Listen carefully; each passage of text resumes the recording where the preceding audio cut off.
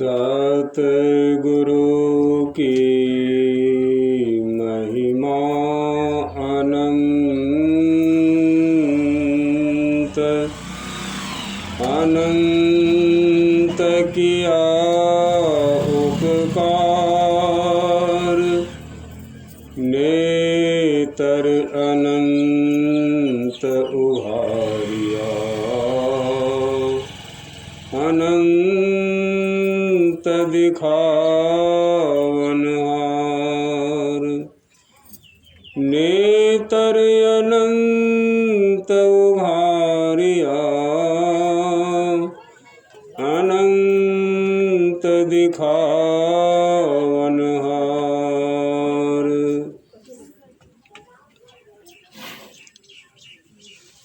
संत पंथ को सुनने आए प्रेमीजन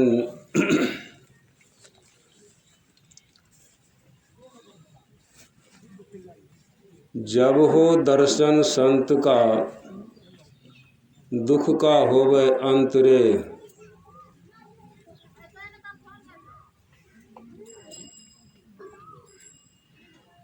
निज नाव में ले चढ़ाई, मान ले भगवंत रे।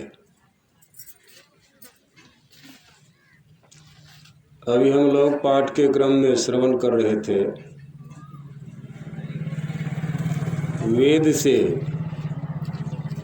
वेद में एक वाक्य आया बुद्धि योग। बुद्धि योग का अर्थ वहाँ पर किया हुआ है सत्संग।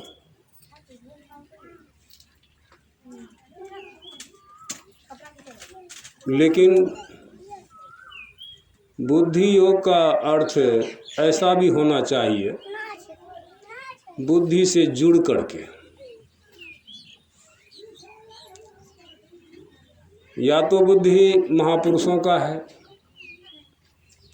उस बुद्धि से अपनी बुद्धि को जोड़ करके सत्संग सुनना करना चाहिए, यानी तो अपनी भी बुद्धि क्या कहती है। क्योंकि मनुष्य विवेकशील प्राणी है, हर एक को कुछ न कुछ विवेक है, हर एक को कुछ न कुछ बुद्धि है। उस बुद्धि के द्वारा आप कीजिए, सत्संग कीजिए। तो बुद्धि जैसे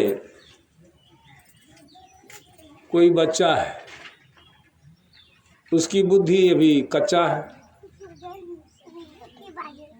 और कोई युवक है, उसकी बुद्धि अधपक्कू है, और कोई वृद्ध है, उसकी बुद्धि पकी हुई है।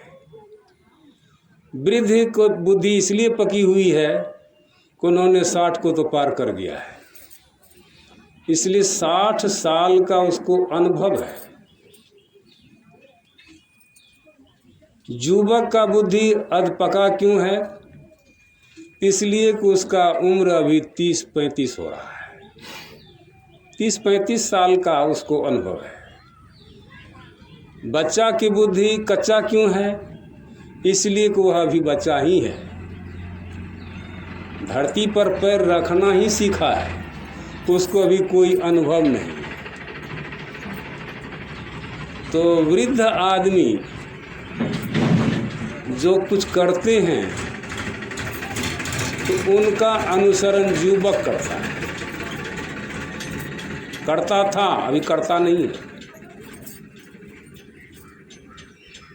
और युवक यदि कुछ करता है तो उसका अनुसरण बच्चे लोग करते हैं, या बीच वाले को बच्चा छोड़ भी देता है तो बूढ़ा का देखा हुआ करता है। चूँकि बूढ़ा और बच्चा से ज़्यादा संगत होता है, युवक से संगत नहीं होता है। युवक अपना कुछ और भाव विचार में रहता है, लेकिन बच्चा को बूढ़ा से या बूढ़ी से बड़ा प्रेम रहता है, चूँकि वही उसका देख रेख भी करता है। बीच वाला युवक जो उसको सिर्फ जन्म दे दिया, उसका उतना वो शिक्षा दीक्षा का काम नहीं करता है, और बूढ़ा बूढ़ी जो है वह उसको सिखाता है। क्या क्या सिखाता है? जब बच्चे का मालिश करता है तो उस समय उसकी नानी दादी मालिश करने समय कुछ अपनी भाषा को सिखाता है। तो वह क्या सिखाता है? जांतने समय, लोकने समय एलसन, बेलसन, कुम्हड़ा के चाकसन, धोबिया के पाटसन और मामा के जांगसन, ये सिखाते हैं। यह उनकी बुद्धि के अनुसार वह सिखाती हैं। लेकिन उसी महिला में, उसी वृद्धा महिला में कुछ विवेकी भी महिला हैं, वो अपने बच्चे को क्या सिखाती हैं? शुद्धोसि बुद्धोसि निरंजनोसि संसार माया परिवर्जितोसि संसार स्वप्नवत तज मोह निद्रा माता मदालसा मुवाच्यते। माता मदालसा अपने बच्चे को जांतने के समय, दूध पान कराने के समय या खिलाने के समय यही उपदेश करती है। क्या कहती है? तुम शुद्ध हो। तुम कैसे हो? तो बुद्ध के समान हो। तुम कैसा हो? तो निरंजन ब्रह्म के समान हो, निरंजन हो। तुम में कोई अंजन नहीं है, तुम में कोई माया नहीं है, माया का बोध ही अभी नहीं हुआ है। और ये संसार जो है यह माया है, इसका परित्याग करो। संसार क्या है? तो स्वप्नवत है। जो मनुष्य भोजन लेकर के दिन में भी आराम करते हैं तो अदनिनिया में चले जाते हैं, उसमें वे स्वप्न देखते हैं। जो कुछ काले किए हुए हैं, सुने हुए, देखे हुए, उसी को देखते हैं। तो उसी तरह से संसार जो है स्वप्नवत है। इस संसार के साथ तुम्हारा मोह होने जा रहा है, इस मोह का तुम परित्याग करो। यह उपदेश करता माता मदालसा अपने बच्चे से कहती है। तो यहाँ पर क्या सब हुआ? बच्चे को कुछ करने नहीं कह रहे हैं, बच्चे को सुनाते हैं। और माई दाई जब उसको जाती पीसती है, साधारण माई दाई, तो वह भी कुछ सुनाती है। वहाँ बच्चा कुछ करता नहीं है, बच्चा खेलता है अपने में, ठीक है। दोनों बच्चा अपने आप में ठीक है, लेकिन दोनों जगह माँ, दादी माँ उसको सुनाती है। ठीक इसी तरह से सुनाने वाला अवश्य विज्ञ होना चाहिए। यदि सुनाने वाला अधकचरा हुआ तो फिर आप भी सिद्ध नहीं हो पाएंगे, आप भी अधकचरा ही रह जाएंगे। अभी पाठ में यह भी सुने, नित्य प्रति सत्संग करीले प्यारा, कौर और महर्षि कर करीले प्यारा। सत्संग कीजिए नित्य प्रति, रोजाना, सुबह शाम। लेकिन यहाँ पर करने शब्द की बात आई है, जबकि यह सुनाने की क्रिया होनी चाहिए। यह करने की जो बात आई तो सबको करना है, तो सब तो करने ही वाले हो जाएंगे, तो सुनने वाले कौन होंगे भाई? मैंने समझा है कि 40 साल की अवधि में सब कर ही रहे हैं, सुनने वाले कोई है ही नहीं।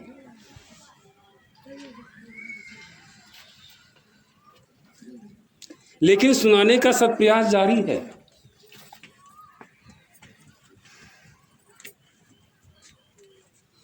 और यह करने की जो बात आई, चाहे वह कल का बच्चा करे, युवक करे, बूढ़ा करे, उसको अहंकार पैदा होगा।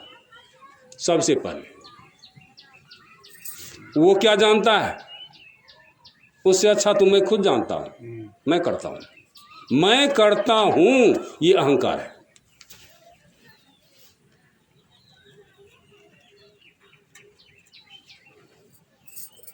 जब मैं था तब हरि नहीं, अब हरि है मैं ना है, ऐसा होना चाहिए ना। पहले तो मैं को मिटाओ ना, तब न हरि सामने आएगा। ये बुद्धि योग के पर मैं कह रहा हूँ, आपकी बुद्धि क्या कह रही है। 4 भाई थे, सनक, सनंदन, सनातन, सनत कुमार। चारों भाई ज्ञान में परिपूर्ण थे, लेकिन उनका भी सत्संग होता था। उन चारों भाई में 3 तो श्रोता होता था, सुनने वाला होता था, और 1 उपदेशक होता था। और मनोयोग से तीनों भाई सुनता था। ऐसा नहीं कि उससे हम ज़्यादा जानते, हम क्या सुनेंगे। लेकिन आज के व्यक्ति, चाहे वो पढ़े लिखे हों या अनपढ़ हों, या शिक्षित हों या अशिक्षित हों, सबको ये बात है कि मैं तो सत्संग करता हूँ। श्रीमान, सत्संग करने की चीज नहीं है, सत्संग सुनने की चीज है। सत्संग तो करने वाला कोई एक करेगा, सब नहीं करेगा। आपको मैं उदाहरण बताऊं, अभी सामने में जिस संस्था से यह निकला है उसके इतिहास पर जाइए थोड़ा सा। कहाँ से निकला है कहेंगे कोई यार? इस संस्था कहाँ से निकली है? यह संस्था निकली है आगरा से। इसके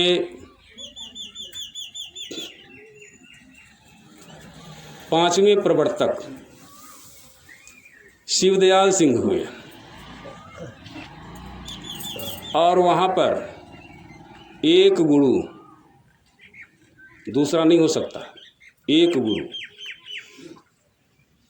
वे ही सुनाएंगे।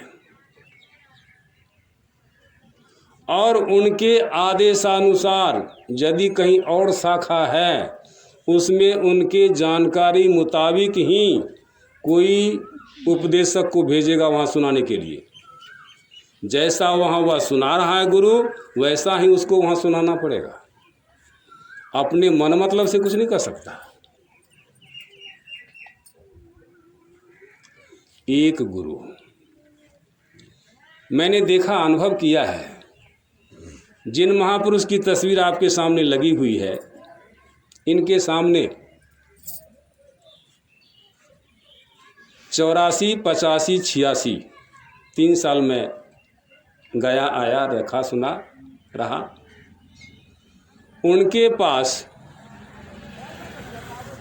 बिल्ली, सुग्गा और कुत्ता, ये तीनों एक पत्तल में खाते देखा है।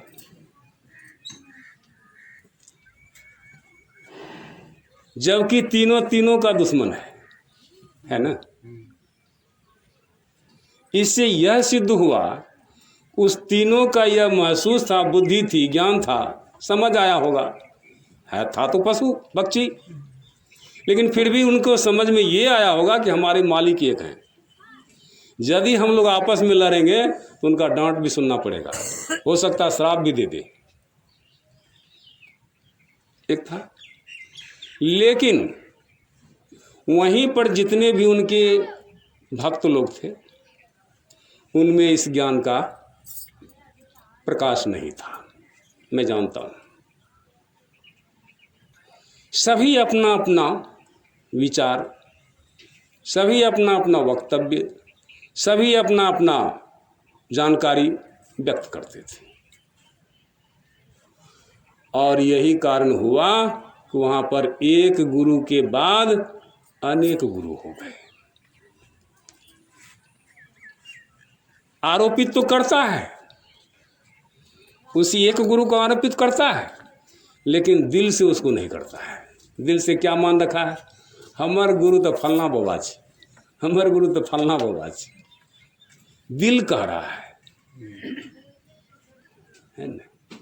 लेकिन दिल में होना चाहिए था वह एक गुरु, और वह होता कैसे, तो वही एक गुरु का श्रृंखला आता रहता। शिवदयाल सिंह के बाद हुए राय बहादुर शालिग्राम साहब, अभी जो गुरु बैठा हुआ है ये 5वां गुरु है। हरविंदर सिंह उर्फ गुरविंदर सिंह, महाराज चरण सिंह के ये शिष्य, आप भांजा भी कह लीजिए। उनमें अभी भी एक ही गुरु है। अगर नाम दान देगा, दीक्षा देगा तो वही एक देगा, बाकी कोई नहीं दे सकता। सबको वहाँ ही जाना पड़ेगा, उसी सचखंड में बैठा करके सबको दीक्षा दिया जाएगा। और आज यदि कोई ढेला फेंके तो मैं समझता हूँ सत्संगी को तो नहीं लगेगा, गुरु को जरूर लग जाएगा। इसलिए कि भेड़ से भेड़ियारे ज्यादा है। इसका अर्थ ये हुआ सभी सत्संग ही कर रहे हैं, हम किससे कम है भाई, हमारी जानकारी कहाँ कम है। सुनने की बात नहीं आई, और अंततोगत्वा आपको सुनना ही पड़ेगा।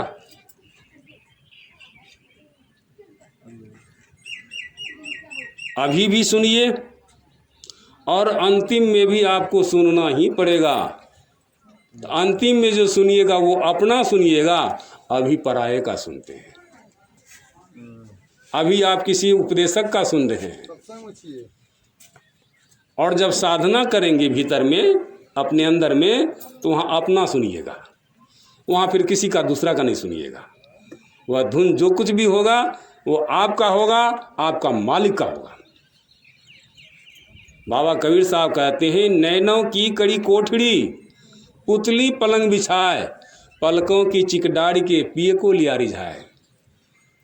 एक कुंवारी कन्या कुंवारा पुरुष से उनका संबंध होता है और दोनों का मिलन होता है, तो उसको लोग देहाती भाषा में क्या कहते हैं, कोबर है ना।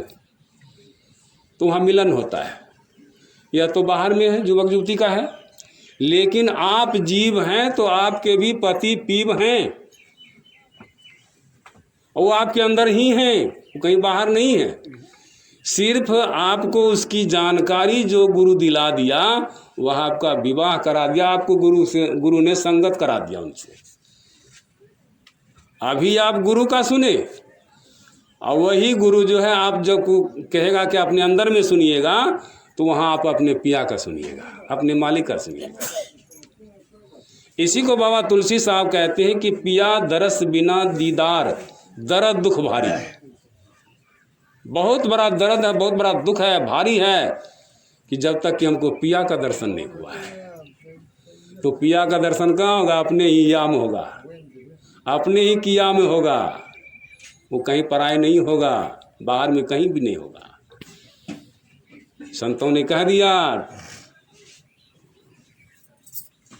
जोर शोर से कह दिया, आहो भक्त सार भगति करो।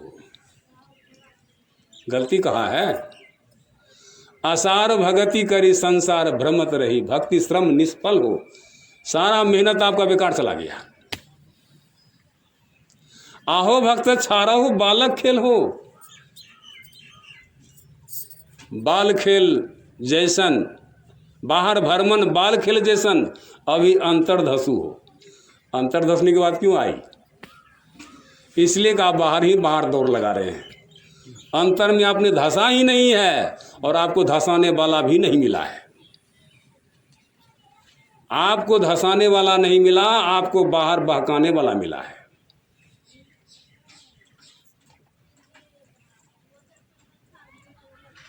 अंदर धसाने वाला यदि मिलता तो वह आपको बाहर में कराता नहीं, कुछ नहीं करता। महर्षि में परमहंस जी महाराज को जब बाबा देवी साहब ने भजन भेद दिया था, पढ़िएगा, किसी किताब में लिखा हुआ है कि लाला सभी कर्मों से निवृत्त होकर के, सभी कर्मों से निवृत्त होकर के मतलब छूट करके, जब समझो कि घंटा 2 घंटा हमको कुछ करना नहीं है, तब तुम बैठो। इसके उदाहरण थे भगवान कृष्ण, जो आपके धर्म ग्रंथ में लिखा गया है। ब्रह्म मुहूर्त में जग जाते थे, शौच आदि से निवृत्त हो जाते थे, हाथ पैर धो लेते थे और पवित्र आसन बिछाकर पवित्र होकर सुख पूर्वक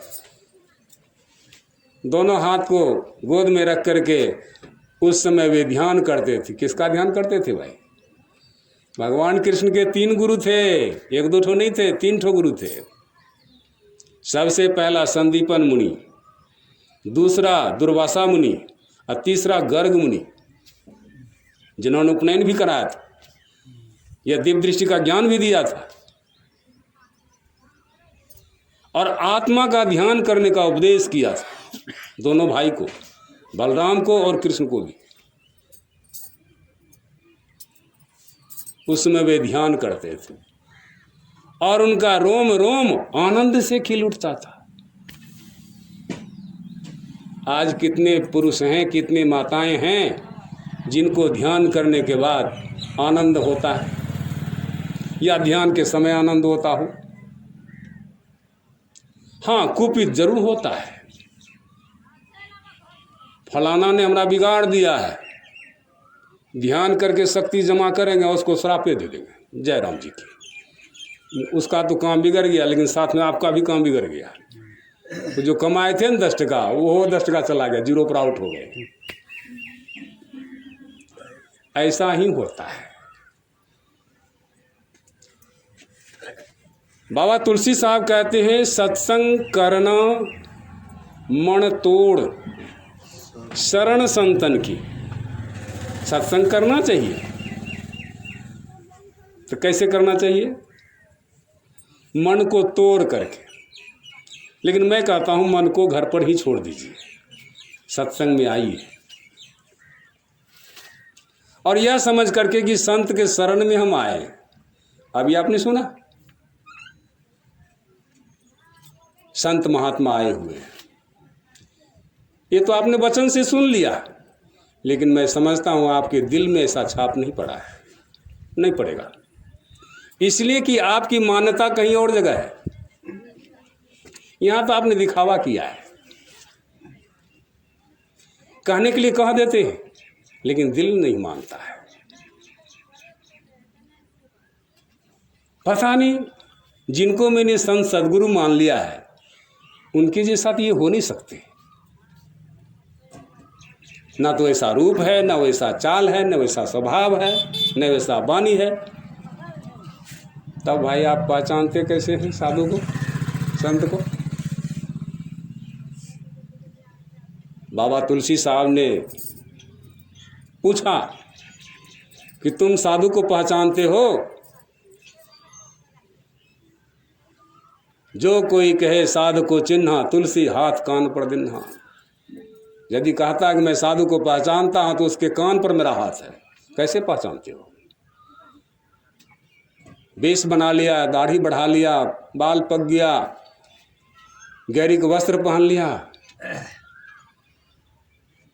पानी लेके पेशाब करने जाते हैं, सदाचार का पालन करते हैं, शुचियाचार का पालन करते हैं, शिष्टाचार का पालन करते हैं, और रोज गीत गाते हैं, सत्संग करते हैं, ध्यान करते हैं, लेकिन भीतर में क्या है? तो संत मत के जन्मदाता संत नामदेव ने अपने वाणी में लिखा है, का नाचीला, का गाईला, का घसी घसी चंदन लाईला, पर आपा नहीं चिन्हीला, तो चित चित्तारे डाकीला। किसी भी व्यक्ति के चित्त से डाह समाप्त नहीं हुआ है। डाह क्या है? खट विकार का सबसे बड़ा भाई है। काम, क्रोध, लोभ, मोह, मात्सर्य, ईर्ष्या और द्वेष, ये डाह का 2 भाग है, ईर्ष्या और द्वेष। डाह तुम्हारे दिल से समाप्त नहीं हुआ है। बाबा नामदेव जी महाराज कहते हैं, चित चित तारे डहकीला, कृत आगे नाचे लुई, संसार में जो कृत हुआ है, क्या कृत हुआ है? कारीगर ने मूर्ति बनाया है, रंग टिप किया है, और उस निर्जीव मूर्ति के सामने सजीव की हत्या करता है। आप सत्संगी अवश्य हैं, लेकिन जब दशहरा आता है तो कम से कम मेला दिखाने के लिए, बच्चे के बहाने भी आप जाते हैं देखने के लिए। उस समय आपका सत्संगी कहाँ जाता है?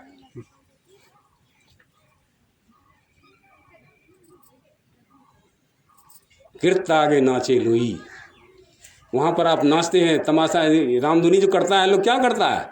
फोटो लगा दिया, वहीं पर खूब उछल कूद करके नाच गाता है, तमाम तरह से पैसा कमाता है। ये तो दुकानदारी है। स्वयंभू देव ने चिन्हे कोई, स्वयंभू अपने आप को पहचान नहीं किया। स्वयंभू देव न चिन्हे कोई, स्वयंभू देव की पूजा जाने। स्वयंभू देव की पूजा कैसे करेंगे इसको जानिएगा तब न। रहीम कवि ने कहा है, राम नाम जानियो नहीं भई पूजा में हानि।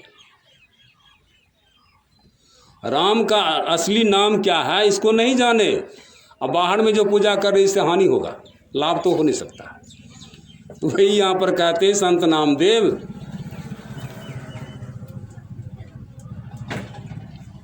स्वयंभू देव की पूजा जानिए। अपने स्वयंभू को जानने के लिए, पूजा करने के लिए जानिए। वही है सदगुरु की जुक्ति, संत की जुक्ति। कैसे जानेंगे? आपको तो लिख करके दिया है याद करने के लिए, आप याद भी कर लिए हैं, कैसे जानिएगा?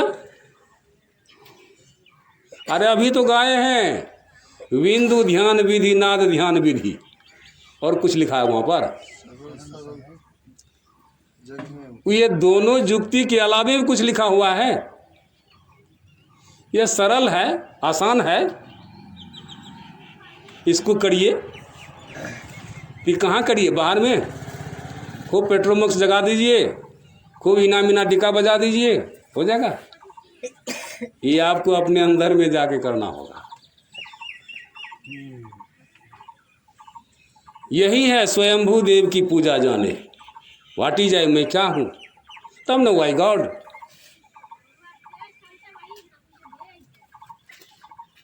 तब क्या होगा? जब ऐसा कर लेंगे तब क्या होगा? तो दीप दृष्टि है सकल पिछाने, आपको दीप दृष्टि हो जाएगी और आप सकल को पहचानेंगे। सकल का दो अर्थ है, एक सकल का अर्थ होता है रूप, और एक सकल का अर्थ होता है समूह। यहाँ पर आपका रूप क्या है इसको आप पहचानिएगा, यही मैं हूँ, ये पहचान वाला ज्ञान हो जाएगा। सकल पिछाने, और जब ऐसा हो जाएगा तब क्या करेंगे? तो भने नामदेव मेरी यही पूजा। संत नामदेव जी महाराज कहते हैं यही मेरा भजन है। आत्म राम अवर नहीं दूजा, आत्मा राम के अलावे मैं अयोध्यावासी राम को मत नहीं जानता हूँ। कौन हुआ, कैसे हुआ, उससे हमको क्या लेना देना। आत्मा राम। और अभी जो पाठ में सुने वेद में, उसमें क्या लिखा? विहंगम जो से आत्मा राम दुबे का लिखा हुआ है वो मंत्र। उनको ऐसी बुद्धि हुई थी, इसलिए बुद्धि योग का उन्होंने पहले प्रयोग किया है। आप अपनी भी थोड़ी बुद्धि लगाइए। और संगति के बारे में भी आया चर्चा। गोस्वामी तुलसीदास जी महाराज अपने कवितावली में लिखते हैं, तुलसी भलो सुसंगते पोच कुसंगति सोई, नाव किन्नरी तीर असी लोह बिलो को लोय, गुरु संगति गुरु होय, लघु संगति लघु नाम, चार पदार्थ में गने नरक द्वार हुकाम, राम कृपा तुलसी सुलभ गंग सुसंग समान, जो जल परे सो जन मिले कीजिए आप समान। तुलसी तीन तरह का, एक तुलसी जंगल में होता है, वन में होता है, घसबहा घास में काट करके पशु को खिला देता है। एक तुलसी हिंदू धर्म के मानने वाले के आंगन में होता है, जिसको माई दाई बूढ़े बुजुर्ग स्नान करके जल चढ़ाते हैं, प्रणाम करते हैं, पूजा करते हैं, चारों तरफ घूमते हैं, उस तुलसी का भी आपने इज्जत करना नहीं जाने हैं। उस तुलसी का भी महत्व कम नहीं है, बहुत है। 24 घंटा में 1 सेकंड भी वह दूषित हवा नहीं छोड़ता है, वह ऑक्सीजन ही छोड़ता है। इसलिए गोस्वामी जी लिखते हैं कि सेवत सादर समन कलेसा, यदि उस तुलसी का भी स्व आदर पूर्वक सेवन कीजिएगा तो आप सारे क्लेशों को नाश कर देगा उस तुलसी के बारे में। और लिखने वाला भी तुलसीदास। तो वहाँ अवहेलना क्या करते माई दाई? स्नान करके आती हैं, जल चढ़ाती हैं, उसकी प्रदक्षिणा घूमते हैं। घूमते जो हैं उसमें यदि माई की पिछले भाग का कपड़ा तुलसी के पौधा में लग गया तब क्या होगा? या तो तुलसी का पौधा सूख जाएगा या तो माई सूख जाएगी। दो में एक तो सूखना है। क्यों? तो उसका अनादर हुआ है। समस्या है। बाहर में पूजा करेंगे तो समस्या है, अब भीतर में कोई समस्या नहीं है। सबसे समस्या का समाधान है, हले हो जाएगा। वही आगे कहते हैं गोस्वामी जी, यह तुलसी जो उपदेशक है गोस्वामी तुलसीदास जी महाराज, 3 तुलसी। और दूसरे को क्या उपदेश करेंगे? अपने को ही उपदेश कर रहे हैं। है तुलसी, तुम्हारी भलाई किसमें है? सुसंगति में। सुसंगति का अर्थ होता है सज्जन का संग, संतों का संग में तुम्हारी भलाई है। नहीं तो क्या होगा? पोच कुसंगति सोए, यदि नीचों का संग करेगा तुम नीच हो जाएगा।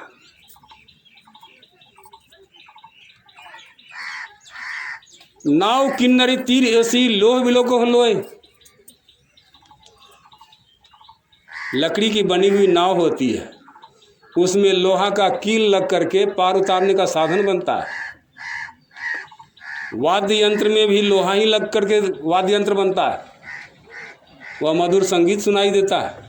ढोलक हारमोनियम में भी लोहा लगता है, तार लगता है, उसका नट बोल्टू लगता है, सारे कुछ लगता है। तो वह एक मधुर संगीत सुनाई का साधन बनता है। और जो अमानवीय हैं, दस्यु हैं, उनके हाथ में भी लोहा का हथियार होता है। वह क्या है? हत्या करने का साधन है। लोहा का 3 काम हो गया।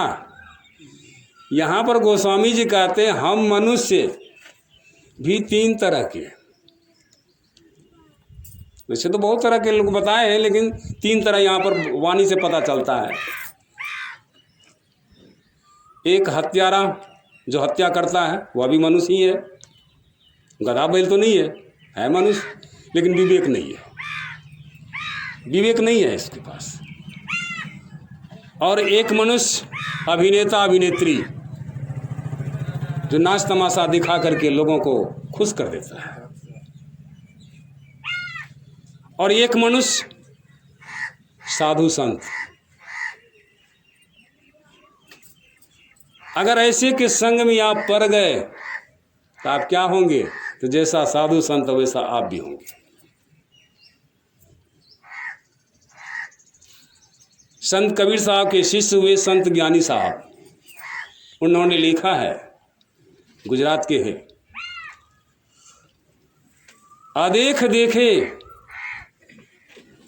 अदेख देखे तत्व विचारे, आप तरे औरों को तारे।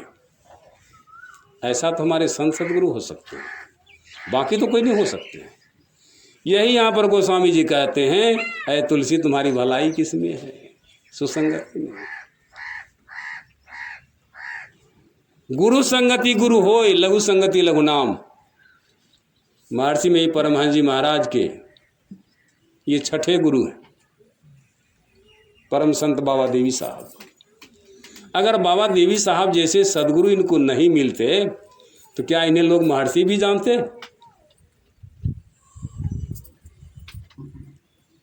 क्या इन्हें स्वामी मेहीदास भी कोई कहते? क्या इन्हें कोई संत भी कहते? नहीं कह सकते थे। उन सदगुरु के संग में लग करके उनसे जो उन्होंने सीखा, एक ठो भेद नामदान लिया, सूरज शब्द का भेद लिया, उसको 18 महीना बैठ करके, अभी जो सिद्धपीठ है भागलपुर में, 18 महीना उस गुफा में बैठ करके भंजा लिया सरफी को। जब भंज गया तब लोगों को बांटने लगे, इसके पहले नहीं, तब बांटने लगे।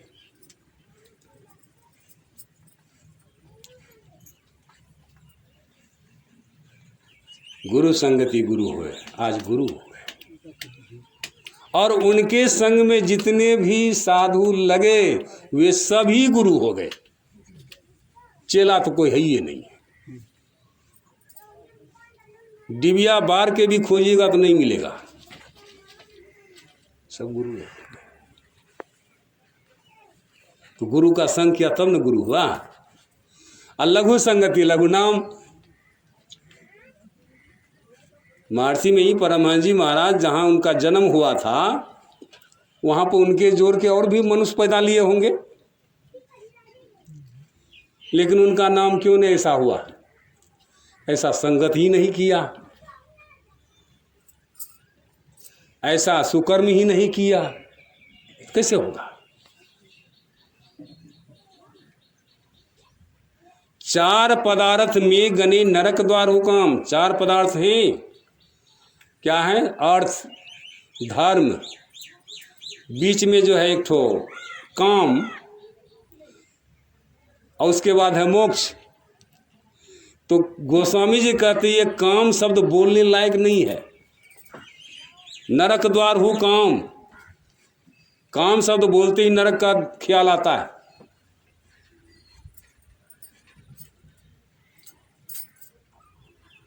राम कृपा तुलसी सब सुलभ, परमात्मा राम की कृपा हुई, उस राम से कोई लेन देन नहीं है उनको।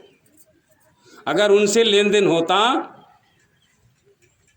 तो उनको अपने काव्य में लिखना चाहिए था, जन्मे राम अवधपुरी वासी, ऐसा लिखना चाहिए, लेकिन कहीं भी रामायण में नहीं लिखा हुआ है। क्या लिखते हैं अपने स्तुति में? भाई प्रकट कृपाला, वह कृपालु राम प्रकट हुआ है,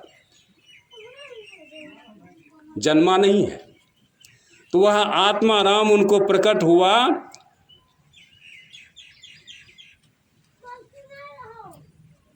राम कृपा तुलसी सुलभ, यह तुलसी भी अब सुलभ हो गया। ये तुलसी को वह सुलभ हो गया परमात्मा राम। गंग सुसंग समान, गंगा के जल में, नदी में, चाहे वो भागलपुर के नाले का पानी आ जाए या पटना के नाले का पानी आ जाए या कानपुर के चमड़ा गोदाम का पानी आ जाए, लेकिन वह गंगा ही कहलाएगा। और इस सत्संग में साजन दुर्जन जो कुछ चली आवे, एक नजर निहार, वो सभी सत्संगी कहलाएगा। सत्संग सुनने वाला, सत्संग करने वाला सत्संगी कहलाएगा। इसमें भी कई तरह के लोग आते जाते हैं, लेकिन इस सत्संग स्थल पर जो भी आए सब सत्संगी हो गया।